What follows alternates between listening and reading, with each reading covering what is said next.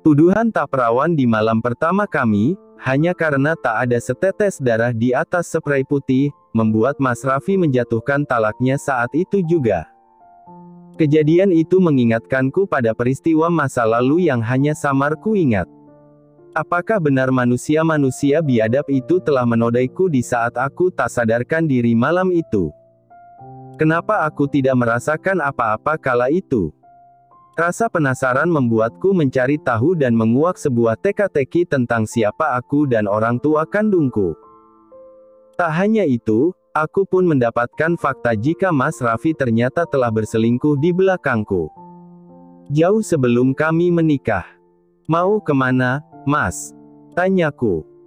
Mau nyalain lampu, jawabnya setelah kami baru saja melewati saat-saat yang romantis di malam pertama pernikahan. Menyalakan lampu. Untuk apa?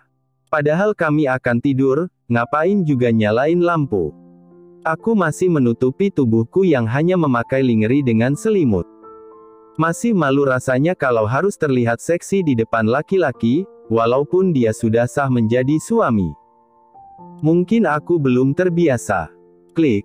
Suara itu terdengar berbarengan dengan lampu yang menyala. Aku semakin menutupkan selimut ke atas dada. Mas Raffi kembali mendekati ranjang. Aku malu-malu mengerutkan tubuh. Apa dia ingin melihatku dalam keadaan terang seperti ini? Namun, perkiraanku salah. Aku tersentak kaget saat dia menarik selimut yang menutupi tubuh. Awas! Katanya dengan wajah serius menyuruhku turun dari tempat tidur. Walaupun bingung, aku tetap turun sambil menyilangkan tangan di depan dada. Tidak ada. Katanya sambil mencari-cari sesuatu di atas kasur. Cari apaan, Mas? Tanyaku bingung, mengikuti gerakannya yang seolah berusaha mencari sesuatu. Dia mendengus dan perlahan mendonggak menatapku. Tidak ada darahnya. Apa benar kamu masih perawan? Tanyanya dengan sorot mata tajam. Dek. Pertanyaan macam apa itu? Seperti tidak punya hati dan etika. Maksud Mas apa bertanya seperti itu? Bukankah tadi Mas bisa merasakannya sendiri? Aku berusaha membela diri. Dia tersenyum miring dan mendekat padaku. Kalau masalah itu, aku sama sekali tidak yakin. Darah yang seharusnya ada, sama sekali tidak terlihat, sahutnya begitu menyakitkan. Tangannya melempar selimut yang tadi dia pegang ke lantai. Kenapa kamu memiliki pikiran begitu kolot, Mas? Bukankah tidak semua perempuan harus meneteskan darahnya di malam pertama mereka? Lagi-lagi aku membela diri. Mas Raffi melengos dengan senyuman miring yang tersungging. Benar-benar menyakitkan. Aku rasa itu hanya pembelaan diri saja. Mas Raffi semakin mendekat dengan tatapan meremehkan. Tangannya terulur seolah mau mencekik. Aku pun mundur. Bukankah kamu tahu bagaimana aku, Mas? Tega sekali kamu bilang seperti itu. Dia menarik sebelah ujung bibirnya.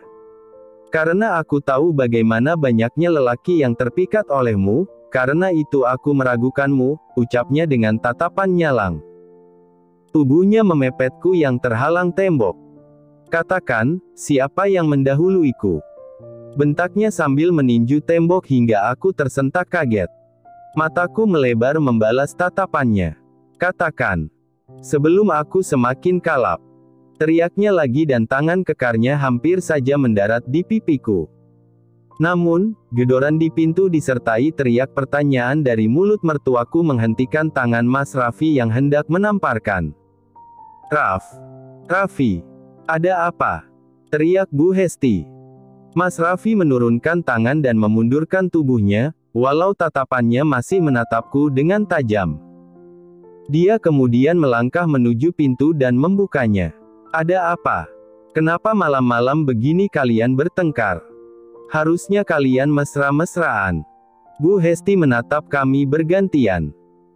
Kulihat ayah mertuaku juga hendak masuk, tetapi ketika melihatku yang hanya memakai pakaian yang minim, beliau mengurungkan langkahnya dan kembali keluar.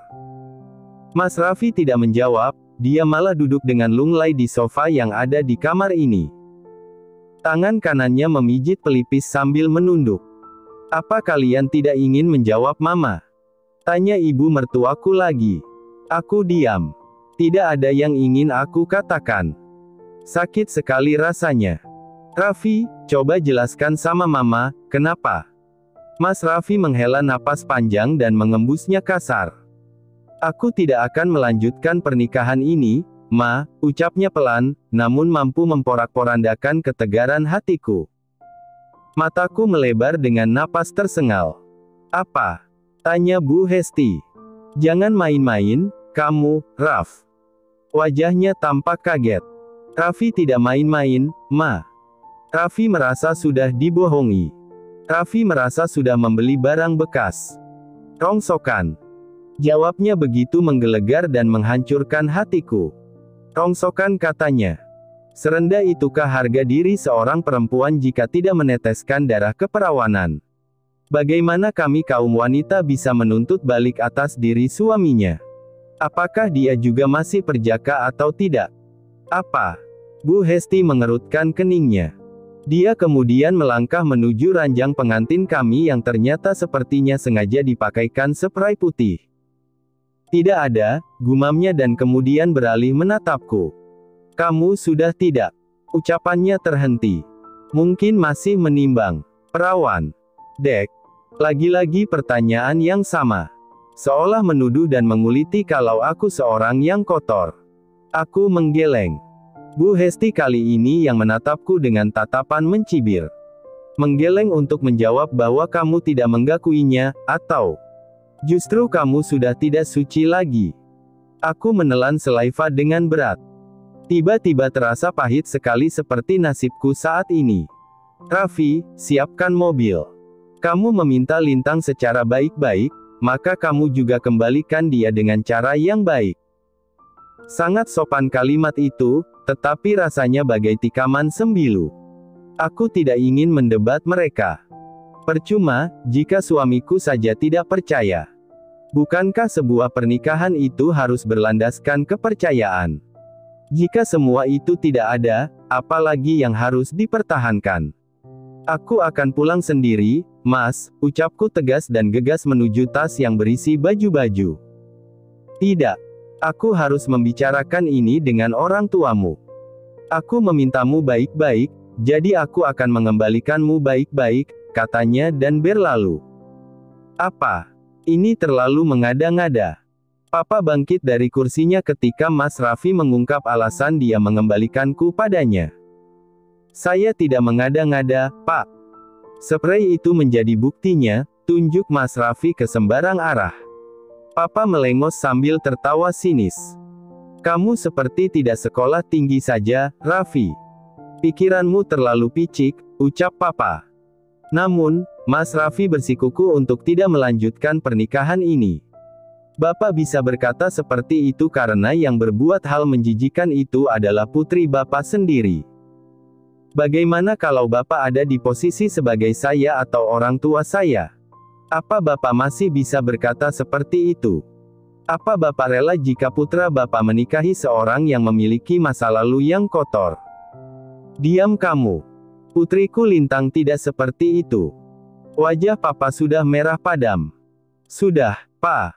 Hentikan perdebatan ini. Jika Mas Raffi menginginkan perceraian ini, aku tidak akan memaksa. Dia akan mendapatkan apa yang dia inginkan. Aku memotong perdebatan antara Papa dan lelaki yang baru saja menjatuhkan talaknya. Lintang. Pekik Papa tak percaya. Aku tak pedulikan. Kulangkahkan kaki menuju pintu dan membukanya lebar-lebar. Silakan pergi, Bapak Raffi yang terhormat. Anda tidak pantas berada di sini. Anda terlalu suci untuk berada di antara kami, ucapku tegas meski hatiku hancur berkeping-keping. Lihat. Bapak dengar sendiri, kan, apa yang dikatakan oleh Lintang. Dia secara tidak langsung sudah menggakuinya, sahut Mas Raffi dengan wajah penuh kemenangan. Mas Raffi segera pergi setelah aku mengulang kalimat usiran. Lintang, apa yang sudah kamu lakukan ini, Nak? Kenapa kamu sama sekali tidak membela diri? Desak Mama setelah kepergian Mas Raffi. Tubuhku luruh di sofa. Setelah berusaha menguatkan diri sejak tadi, sekarang pertahananku ambrol. Lintang, coba jelaskan sama Mama, kenapa kamu sama sekali tidak mengelak dari tuduhan Raffi? Apa semua tuduhan itu benar adanya? Tanya Mama. Apakah aku harus menceritakan semuanya? Apa Mama juga meragukan aku? Apa pernah aku mengecewakan Mama selama ini? Aku memelas. Tidak mampu rasanya mengungkapkan apa yang sebenarnya terjadi, karena aku pun tidak yakin dengan apa yang terjadi di malam terkutuk itu. Kak Hana yang tahu segalanya. Tapi, dia sekarang ada di rumah sakit jiwa. Kakak perempuanku yang cantik, tapi selalu saja grecokin hidupku. Wajar, sih, karena dia itu agak kurang waras. Kerjanya cuma diem dan ngeliatin kolam ikan koi di sebelah rumah tanpa bosan. Kadang dia menangis tanpa sebab. Apalagi kalau melihatku pergi. Dia selalu kepo nanyain aku mau kemana. Aneh memang. Malam itu, ketika aku akan pergi merayakan pesta malam tahun baru dengan teman-teman, Kak Hana bersikeras melarang, begitu juga Mama. Jangan pergi, Lintang, katanya saat mendengar aku berpamitan pada Mama. Kenapa kakak melarang-larang, sih? Kakak pasti iri sama aku, kan? Kakak pengen jadi cewek populer yang direbutin banyak cowok, tapi kakak nggak mampu. Teriakku padanya. Mengesalkan sekali. Lintang, jangan berkata seperti itu pada kakakmu. Dia itu sayang sama kamu, balas Mama yang ikut berteriak padaku. Jangan pergi, ucap Kak Hana lagi dengan uraian air mata, tapi sama sekali tidak menciutkan niatku untuk pergi. Kak Hana dipegangi oleh Mbok Sur, karena dia ingin menarikku. Dengarlah kata kakakmu, Lin. Buat apa pesta-pesta seperti itu? Lebih baik kamu di rumah aja. Malam tahun baru itu banyak kecelakaan, kata Mama berusaha melarangku. Aku ini sudah besar, Ma. Tahu mana yang bahaya? Aku ini sudah hampir 17 tahun. Sebentar lagi sudah boleh punya SIM. Lagi-lagi aku bersikukuh. Tak enak rasanya jika harus ingkar janji pada teman-teman. Mereka sudah mempersiapkan acara malam tahun baru kali ini dengan matang. Kami mau barbekan. Villa milik Jordi akan jadi tempat kami merayakan pergantian tahun malam ini. Justru karena kamu sudah besar, Lintang. Mama khawatir kalau sampai terjadi apa-apa sama kamu. Mama kembali mengoceh dibarengi dengan tatapan nanar Kak Hana. Balik ke kamar. Teriak Kak Hana seperti orang kesetanan. Aku mencebik dan memutar bola mata. Mbok Sur tak bisa lagi menahan Kak Hana yang berontak dan menyeretku kembali ke kamar dan mengurungku di sana. Dasar kakak kejam. Kamu iri, kan, sama aku? Dasar perempuan tua. Jomblo. Aku doain semoga Kak Hana jadi perawan tua seumur hidup. Teriakku sambil menggedor-gedor pintu yang terkunci.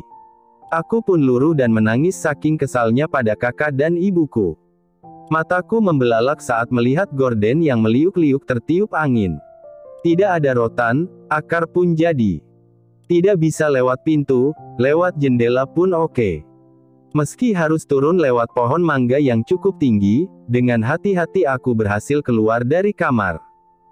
Ini sudah jam 10, karena aku menunggu Mama sama Kak Hana tidur dulu. Bukan Mama tidak percaya, Lintang. Mama justru ingin tahu kebenarannya. Mama tidak ikhlas jika anak kesayangan Mama jadi bahan fitnahan orang. Ucapan Mama mengembalikanku pada dunia nyata. Bayangan akan masa lalu yang kadang membayangi, tapi aku sama sekali tak bisa mengingat kejadian malam itu. Meski sekuat tenaga aku berusaha mengingatnya. Tapi, yang aku tahu keesokan harinya aku terbangun dan sudah berada di sebuah klinik sedang ditunggui oleh Kak Hana yang menangis. Setelah kejadian itu, Kak Hana semakin pendiam dan kadang menangis dan berteriak histeris sambil melempar barang-barang. Karena takut membahayakan, Mama terpaksa membawanya ke rumah sakit jiwa. Aku tidak pernah berbuat sehina itu, Ma. Aku tidak akan pernah membuat Mama dan keluarga malu, pungkasku dan memeluknya erat. Kalau begitu, kamu harus menjelaskannya pada Raffi. Dengan cara apa? Tes keperawanan. Sedangkan aku dengan Mas Raffi sudah melakukan hubungan suami istri, aku bahkan tak kuasa melanjutkan ucapan. Kamu bisa bicara dari hati ke hati dengan Raffi. Kalian harus bicara. Jangan sampai Raffi dan keluarganya mencap kamu sebagai wanita yang murahan. Mama kembali meminta. Kita tidak bisa memaksa orang untuk selalu berpikiran positif tentang kita, Ma. Kalau Mas Raffi hanya memandang dan menghargaiku dari setetes darah keperawanan saja, maaf, aku juga tidak mau melanjutkan pernikahan dengan lelaki picik seperti itu. Tapi kamu bisa menjelaskannya. Ini adalah harga diri kamu. Apa kamu tidak malu dituduh seperti itu? Haruskah aku jujur pada Mama tentang malam terkutuk itu? Yang aku sendiri pun tidak pernah tahu apa yang terjadi setelah aku minum minuman yang disajikan oleh Jordi. Ratih. Dia satu-satunya teman wanita yang kala itu ada bersama kami. Haruskah aku mencarinya dan bertanya apa yang terjadi malam itu? Apa ini tidak terlalu terlambat? Kejadian itu sudah 8 tahun berlalu. Aku duduk di tepi kolam seperti yang biasa dilakukan oleh Kak Hana. Mencoba mengingat kembali saat aku sadar dan berada di klinik. Badanku memang rasanya ringsek, sendi-sendi pada sakit. Tapi, saat itu aku tidak mengerti apakah aku telah kehilangan sesuatu yang sangat berharga itu atau tidak. Yang jelas, Kak Hana terlihat berbinar ketika melihat aku siuman. Lintang, sayang. Kamu sudah bangun? Tanyanya dan memelukku erat. Dia juga menciumi pipiku seolah aku ini anak bayi. Aku di mana, Kak? Kamu udah aman, sayang? Ada yang sakit? Dia malah balik bertanya. Aku mengangguk. Badanku rasanya sakit semua, jawabku pelan. Istirahatlah. Tadi kakak sudah telepon Mama. Kakak bilang kalau kita akan pergi liburan, biar Mama tidak khawatir, katanya. Ya, aku ingat sekarang. Meski samar, rasanya seluruh badanku sakit semua. Malam saat pergi ke perayaan tahun baru itu, aku ingat sekali tidak sedang datang bulan, tapi pada saat aku sadar, aku mendapati diriku sedang haid. Itu membuatku semakin bingung. Apakah itu benar-benar darah haid, ataukah malam itu aku telah dilecehkan? Rasanya semua ini membuatku semakin frustrasi. Kak Hana sudah jelas tidak bisa aku tanyai saat ini. Jalan satu-satunya aku harus mencari Ratih. Semoga saja dia tahu segalanya. Aku ingin tahu, siapa yang telah merenggut harga diriku di malam itu. Betapa bodohnya aku, kenapa sampai tidak berpikir jika aku bisa saja kehilangan kehormatanku malam itu. Mau kemana, Lintang? Tanya Mama saat melihatku menyambar kunci mobil. Aku mau menemui seseorang, jawabku singkat dan mengambil sepotong roti isi daging dan sayuran dari atas meja. Syukurlah. Kamu akhirnya mau menemui Raffi. Jelaskan padanya, kalau tidak semua wanita harus mengalami pendarahan di saat malam pertama mereka. Aku bukan mau menemui Mas Raffi, Ma. Aku mau mencari seorang teman lama, jawabku lagi dan meneguk segelas air putih. Duduklah kalau minum, nak. Mama memperingatkan, tapi aku buru-buru. Rasanya otakku sudah ngebul saking penasaran dengan apa yang akan aku dengar dari mulut Ratih. Aku pergi dulu, ya, Ma. Aku meraih tangan keriput itu dan mencium pipinya. Hati-hati. Teriaknya mengingatkan. Aku hanya mengacungkan jempol tanpa menoleh lagi padanya. Mobil HRV Silverku jalan perlahan kala memasuki area perkampungan di mana Ratih tinggal. Hanya satu kali aku pernah ke rumahnya, semoga saja aku masih benar-benar ingat di mana letak rumah itu. Agak bingung juga, karena dalam jarak 8 tahun daerah ini sudah banyak berubah. Jalanan yang dulu sepi kini dipenuhi para pedagang kaki lima. Lahan-lahan yang kosong juga sudah dipadati rumah-rumah permanen. Kalau dulu masih banyak rumah-rumah dari kayu dan berdinding anyaman bambu. Semakin masuk ke dalam, semakin aku bingung karena penampakannya sudah tidak seperti dulu. Lebih baik aku bertanya pada orang-orang agar tidak nyasar. Aku menghentikan mobil tak jauh dari pedagang batagor yang jualan di pinggir jalan. Aku turun agar lebih sopan. Maaf, Pak, barangkali tahu rumahnya Ratih. Dulu, sih kalau nggak salah dekat lapangan voli. Tapi, sekarang lapangannya jadi nggak ada, tanyaku sambil menatap sekeliling. Oh, kalau lapangan voli, sih, udah lama dijadiin perumahan. Itu di sana, tunjuk bapak penjual batagor. Ah, iya. Pantas saja jadi terlihat asing, rupanya lapangan voli itu kini berubah fungsi jadi komplek perumahan. Memang lapangan voli itu berada di tengah hamparan rumput yang luas. Sebidang tanahnya sebagian dibersihkan dan menjadi lapangan voli. Aku pun pamit dan mengucapkan terima kasih. Tepat sekali aku memarkir mobil di sini, karena untuk menuju rumah Ratih, aku harus melewati gang sempit. Tidak seperti dulu yang masih berupa padang rumput yang luas. Rumah kayu berdinding bambu itu kini sudah lebih bagus menjadi rumah permanen meski kecil. Semoga saja Ratih masih tinggal di sana. Ku ketuk pintunya dan langsung ada sahutan dari dalam. Pintu kayu itu pun terbuka dan menampilkan wajah keriput dari sosok wanita yang pernah aku kenal sebagai ibunya Ratih. Aku mengangguk hormat dan meraih tangannya untuk kucium. Ini siapa? Ucapnya. Wajar kalau dia lupa, karena aku hanya sekali main ke sini.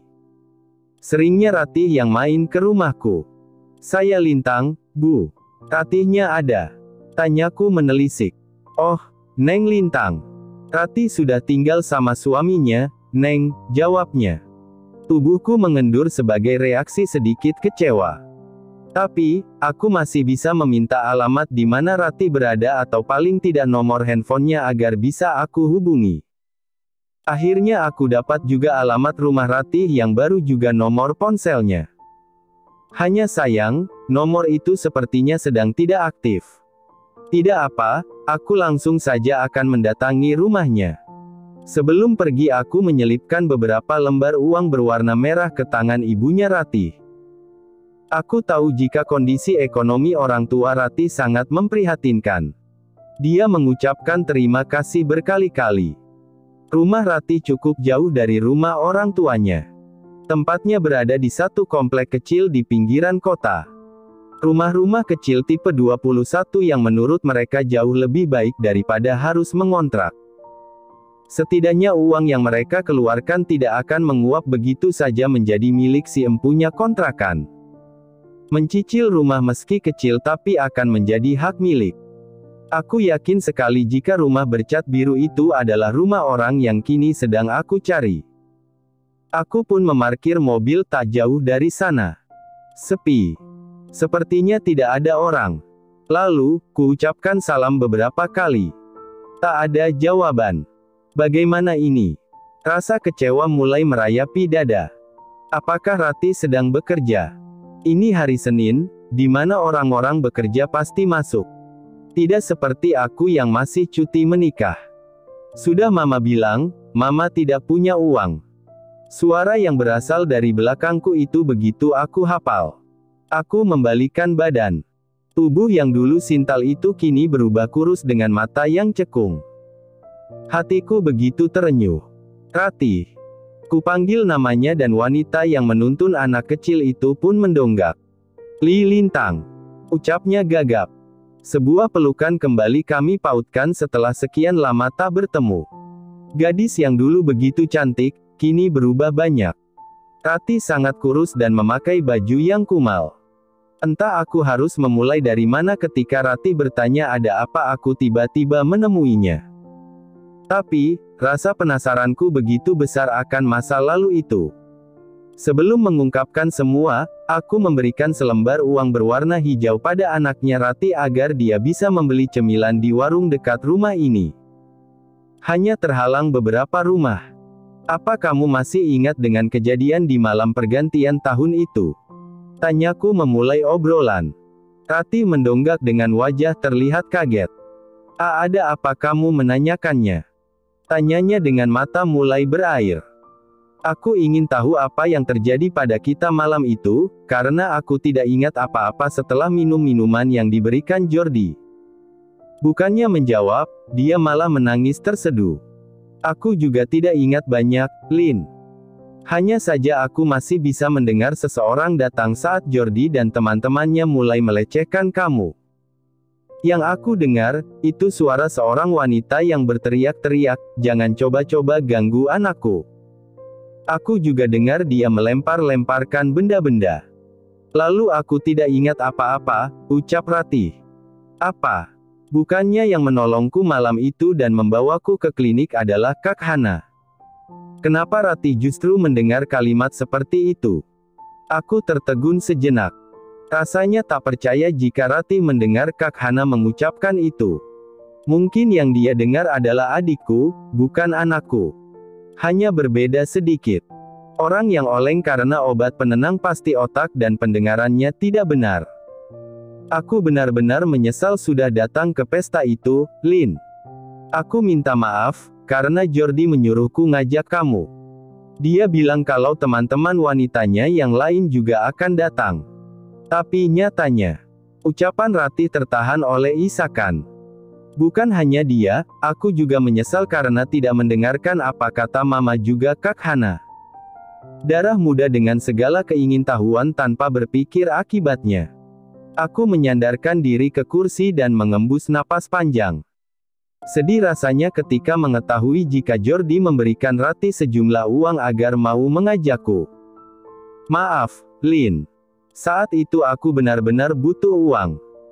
Beras di rumahku sudah habis, bapakku sudah sebulan tidak pulang, katanya dengan isak tangis. Tapi, aku juga mendapatkan balasan yang jauh lebih menyakitkan. Saat pagi tiba, aku terbangun dalam keadaan tanpa baju sehelai pun. Badanku sakit semua. Bau alkohol di mana-mana. Dan kau tahu, Jordi dan 3 temannya ada di ruangan itu hanya memakai pakaian dalam. Ratih tak melanjutkan ucapannya dan kembali menangis. Beberapa bulan kemudian, aku baru menyadari jika aku tengah berbadan 2. Kamu pasti tidak tahu karena orang tua kamu memindahkan sekolah kamu setelah kejadian itu, ucap Ratih dengan isakan. Bukan Mama sama Papa yang menyuruhku pindah, tapi Kak Hana. Dia bilang tidak akan mengatakan apapun pada Mama dan Papa, asalkan aku mau pindah sekolah. Aku pun menurut padanya. Ya, setelah hari itu, aku menuruti keinginan Kak Hana. Tapi, yang jadi pertanyaan dalam benakku kali ini, apa yang menyebabkan Kak Hana terganggu jiwanya? Aku hamil, Lin. Aku menuntut tanggung jawab dari Jordi, tapi dia malah menertawakanku. Dia bilang jika bukan dia yang melakukan. Saat aku tanya siapa, dia bilang tidak tahu karena mereka semua mabuk. Lagi-lagi Ratih kembali menangis. Aku memejamkan mata untuk menahan sesak di dada ketika mendengar penuturan Ratih. Bisa kubayangkan bagaimana kalutnya gadis seumur Ratih yang hamil tanpa suami di usia masih sekolah. Selain itu, dia memiliki orang tua yang kekurangan. Lalu, meski tak tega, tetapi aku ingin tahu nasib Ratih selanjutnya. Aku menjadi iblis dalam sehari, ucapnya dengan tatapan kosong. Aku membunuh janin itu dengan sebilah besi. Allahu Akbar. Aku kembali memejamkan mata. Tak tega rasanya membayangkan keadaan Ratih. Benar-benar makhluk biadab yang telah melakukan itu pada Ratih. Aku mengalami pendarahan hebat dan hampir mati. Orang tua kamu tahu? Tanyaku. Dia mengangguk. Ibuku datang ke rumah Jordi, tapi tidak berhasil bertemu dengan orang tua lelaki jahanam itu. Katanya mereka ada di luar negeri. Jordi hanya memberikan ibuku segepok uang. Dia terima. Tanyaku lagi. Apa yang bisa kami lakukan? Kami hanya kaum miskin yang butuh biaya untuk berobat. Dengan uang itu aku bisa membayar biaya rumah sakit. Aku melengos. Jika saja aku bisa bertemu dengan lelaki terkutuk itu, ingin kucincang rasanya. Aku menyesal, Lintang. Aku menyesal sudah datang ke pesta terkutuk itu. Akhirnya Ratih menangis terseduh. Aku bangkit dan memeluknya erat. Penderitaanku tidak hanya sampai di situ. Ketika aku menikah dengan Mas Harso dan di malam pertama kami dia merasa curiga padaku. Dia menanyakan tentang kesucianku dan aku tidak bisa menjawabnya. Aku hanya diam. Ratih melanjutkan kisahnya. Setelah malam itu, Mas Harso yang sebelumnya selalu bersikap baik, dia menjadi tak peduli padaku. Dia bahkan menganggapku bagai seonggok sampah. Aku seperti seorang pelakor di matanya. Menwiduriku ketika butuh dan memperlakukanku seperti pembantu di rumah ini. Aku terima semua perlakuan buruknya. Aku ingin menebus dosaku di masa lalu, lanjutnya dengan mata cekungnya yang menatap kosong. Kamu tidak pantas diperlakukan seperti itu, Rat. Kamu itu manusia, kataku. Setidaknya Mas Harso tidak menceraikan dan meninggalkanku, potong Ratih. Aku menggeleng tak percaya dengan pemikirannya. Walaupun kamu diperlakukan seperti seekor hewan. Tatapan kami bersirobok. Aku melihat ketakutan di sana. Kita memang salah telah melakukan hal bodoh ketika remaja. Tapi bukan berarti kita harus pasrah dengan keadaan, Rat. Aku setengah membentak. Kamu bisa berkata seperti itu, Lin. Karena kamu memiliki orang tua kaya raya. Sedangkan aku. Kamu apa? Miskin. Lalu, apa yang kamu pertahankan dengan pernikahan ini? Kamu bekerja gosokin baju orang-orang supaya bisa makan. Sementara kamu punya suami. Apa bedanya jika kamu hidup menjanda dengan seorang anak yang kamu hidupi selama ini? Tanyaku tegas sambil menunjuk pada keranjang berisi pakaian yang aku tebak jika Ratih bekerja menggosok pakaian orang-orang sekitar.